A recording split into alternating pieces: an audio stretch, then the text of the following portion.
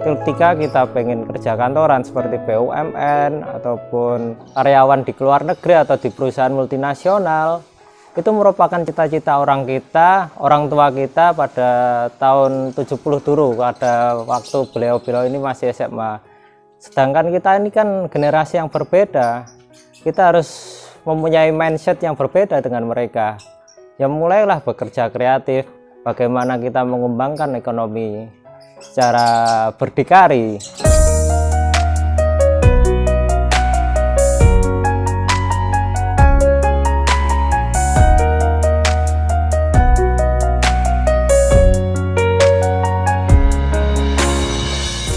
Perkenalkan, nama saya Vicky, saya dari Kurawa Farm, alamat Desa Senden, Kecamatan Kayen Kidul, Kabupaten Kediri.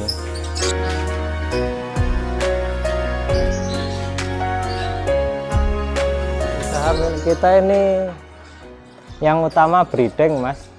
Terus kalau ada modal lagi mau tambah fattening. Untuk breedingnya kami ada domba-domba gibas, domba Texel. Kalau rencana ke depan kita akan menambah populasi etawa-etawa. Kandang breeding di sini bentuknya koloni, Mas. Jadi calon indukan atau babonan-babonan itu kita jadikan satu, katakanlah 10 babon betina, jantannya satu. Nanti kalau sudah positif hamil baru dipindah. Soalnya kalau nggak dipindah itu rawan angka kematian cempe, rawan abortus. Kalau ukuran kandang sendiri sebenarnya saya kurang tahu, tapi yang jelas dari sisi kanan saya sampai kiri saya itu sekitar 15 meter dibagi 6 kotak.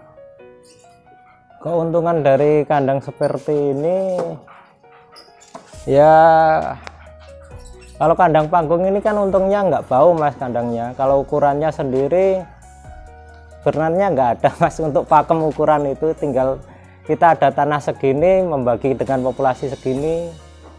Pakan di farm kami ini menggunakan full hijauan untuk domba-domba babon dan pakan konsentrat serta penguat untuk babon yang hamil 30 hari melahirkan serta H+30 hari melahirkan.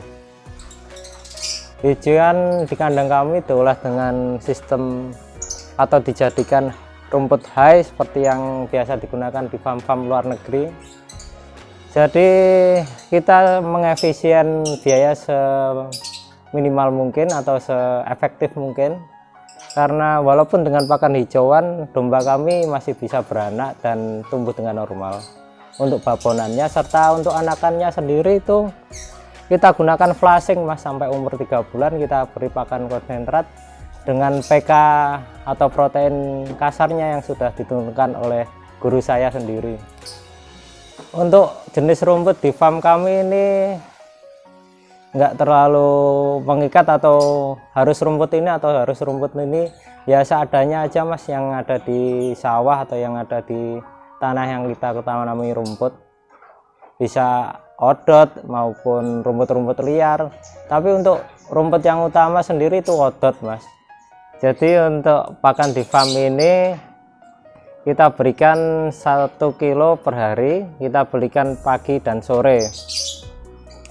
Pakan 1 kilo ini kita ambil atau kita timbang pada saat bahan-bahan pakan kita sudah kering atau rumput-rumput kita sudah kering.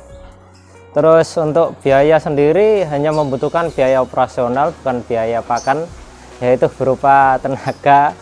Yang merumput pun saya sendiri dengan ayah saya.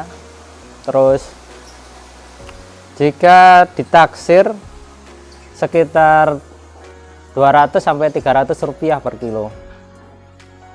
Terus untuk pakan cempe kita berikan secara ad libitum atau kontinu, tidak pernah habis. Keunggulan dari pakan kami biayanya yang rendah, Mas. Soalnya kan kita ini basicnya breeding. Jadi jika dijual seluruh pembebanan biaya itu terjadi pada cempe atau dibebankan pada cempe kami.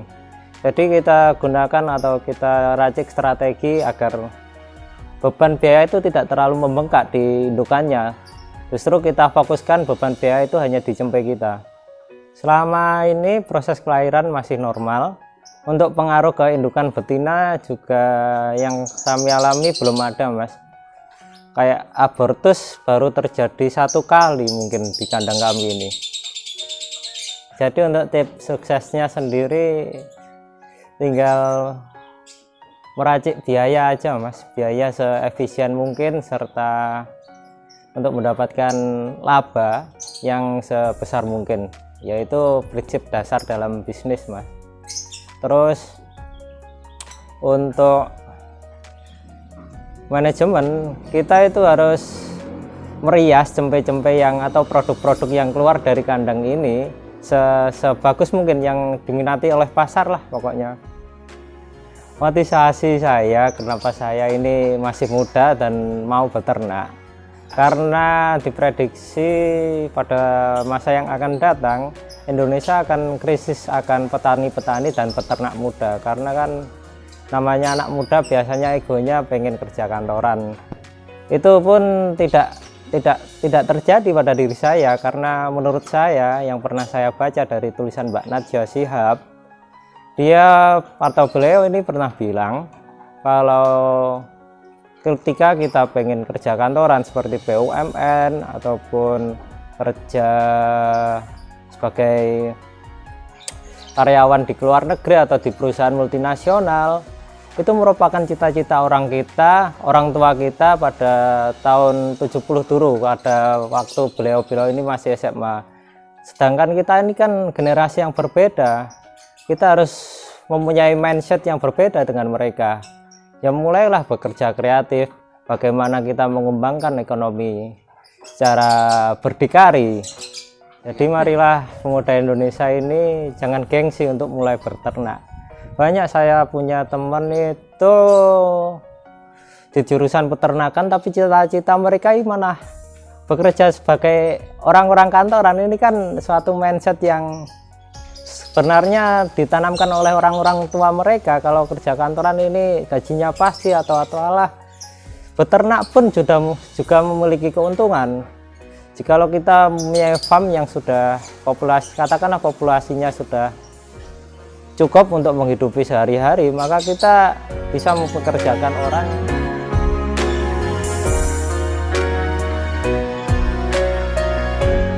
Terima kasih sudah menonton video kami. Semoga menginspirasi kalian semua. Terima kasih. Wassalamualaikum warahmatullahi wabarakatuh.